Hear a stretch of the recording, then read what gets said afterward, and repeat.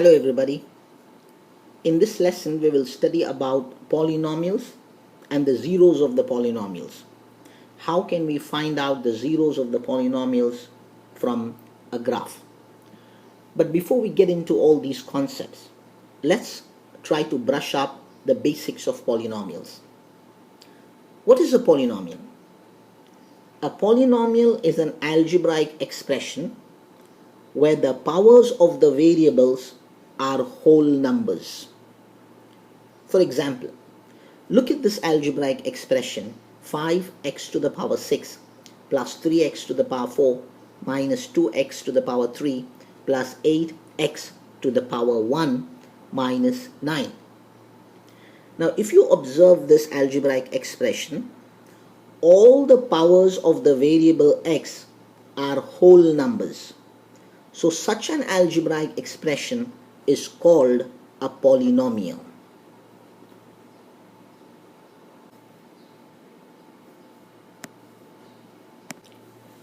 Let's look at the second example. 8x to the power negative 5 plus 2 times x to the power 0.5 minus 8. Now if you observe this example, the powers of the variable x are not whole numbers. Therefore, this is not a polynomial.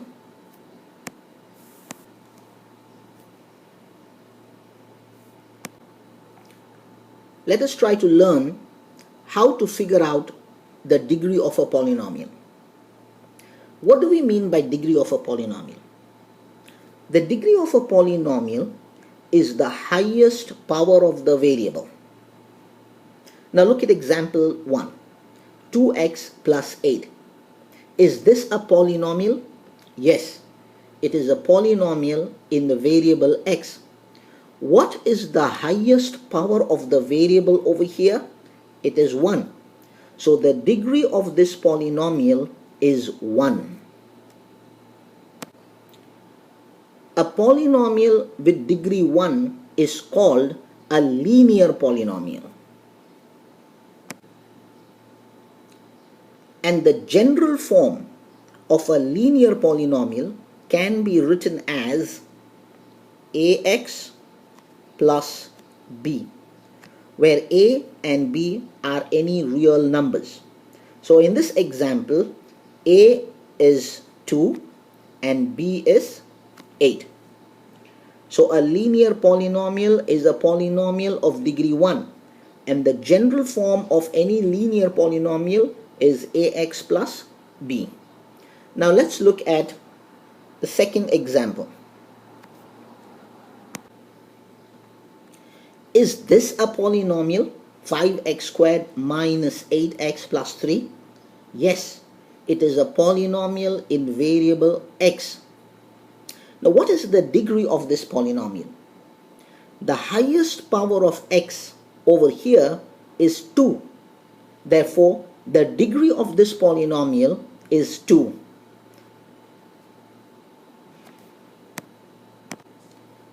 Now, a polynomial of degree 2 is called a quadratic polynomial. And the general form of a quadratic polynomial is written as ax squared plus bx plus c, where of course a cannot be equal to 0. So in our example, the value of a is 5, the value of b is negative 8, and the value of c is 3. So a polynomial of degree 2 is called a quadratic polynomial, and the general form of a quadratic polynomial is ax squared plus bx plus c. Now in example 3, is 9x cubed plus 5 a polynomial? Yes. And what is the highest power of this polynomial? It is 3.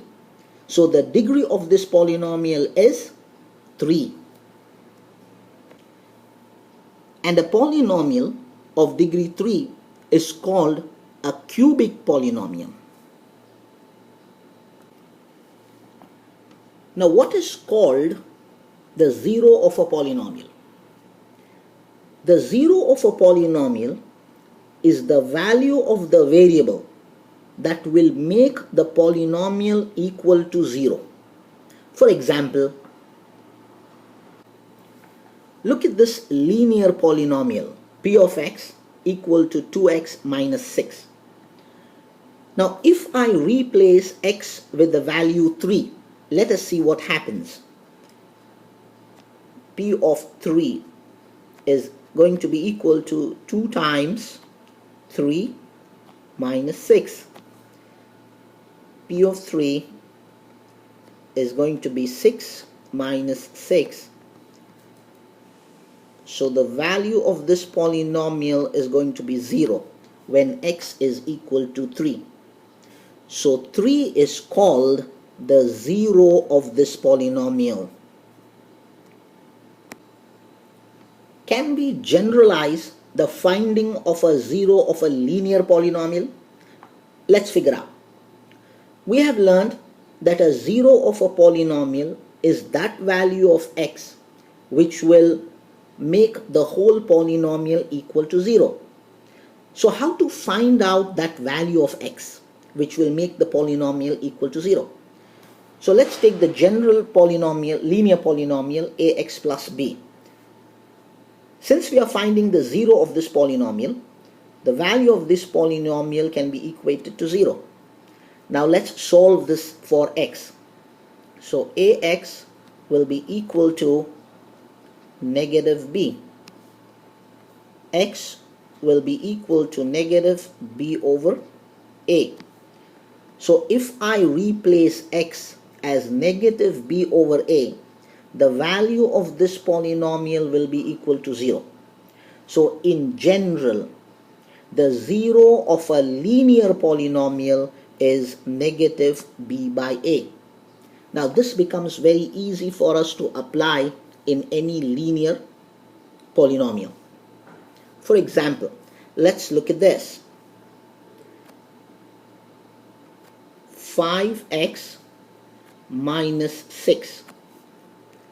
What will be the zero of this polynomial? Let's try to use the general expression minus b by a.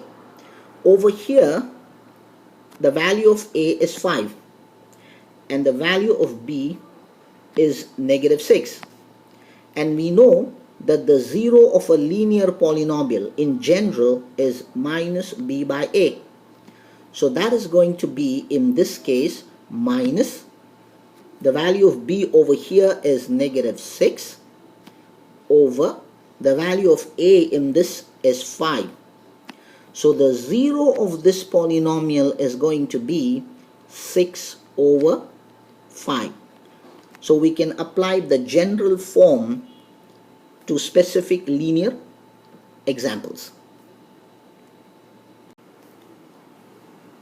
Let's try to find out what is the geometric meaning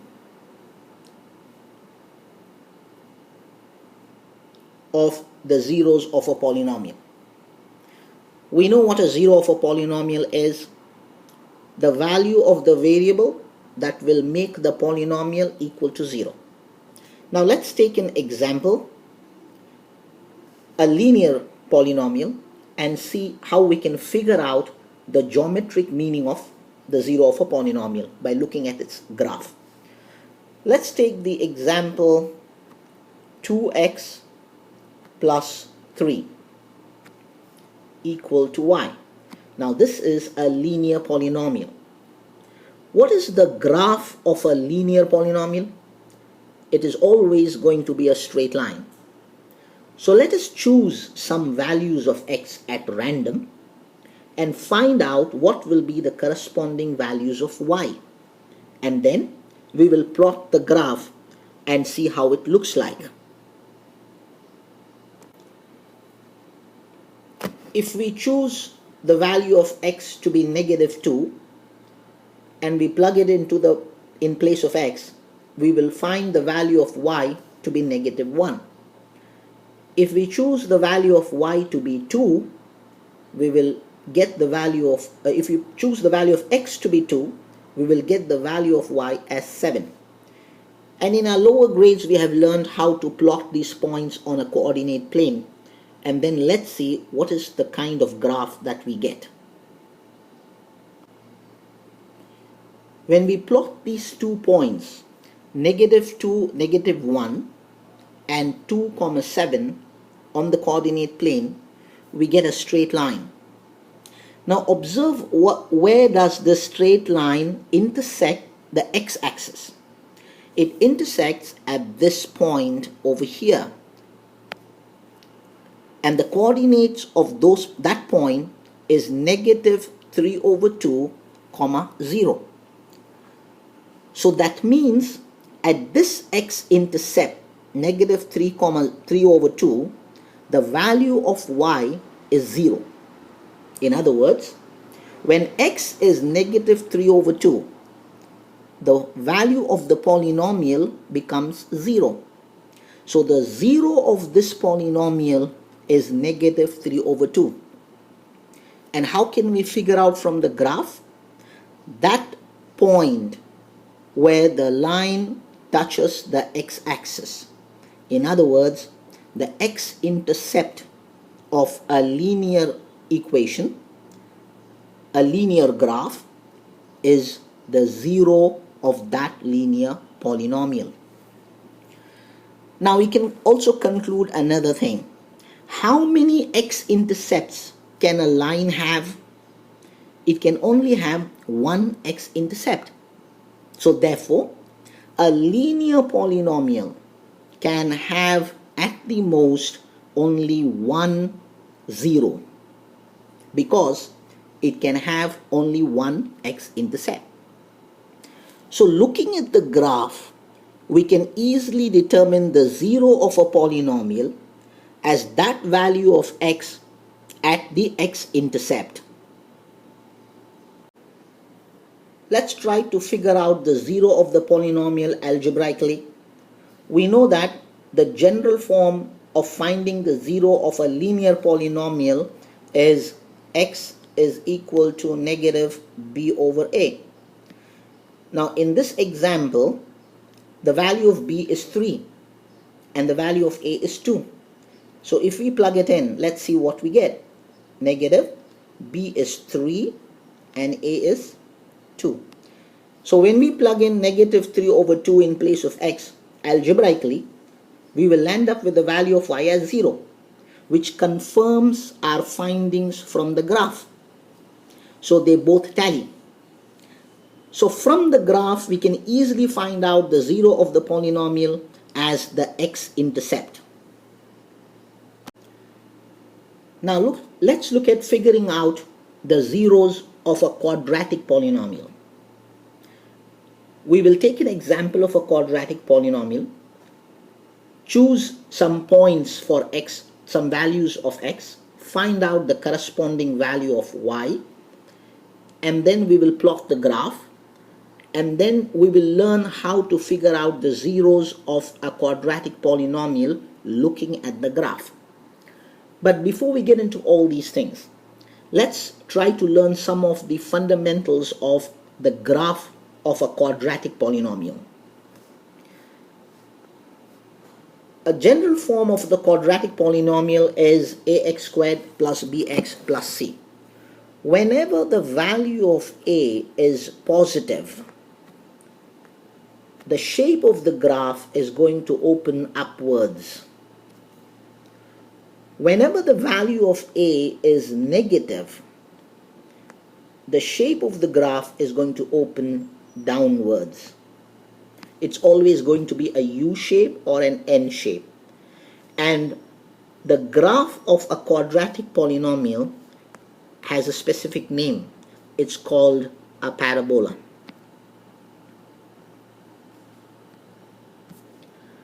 Now let's take an example and figure out how to go about finding the zeros of a quadratic polynomial. Look at this quadratic polynomial. Y is equal to x squared minus 3x minus 4. We have chosen some random values for x. -2, -1, 0, 1, 2, 3, 4, 5.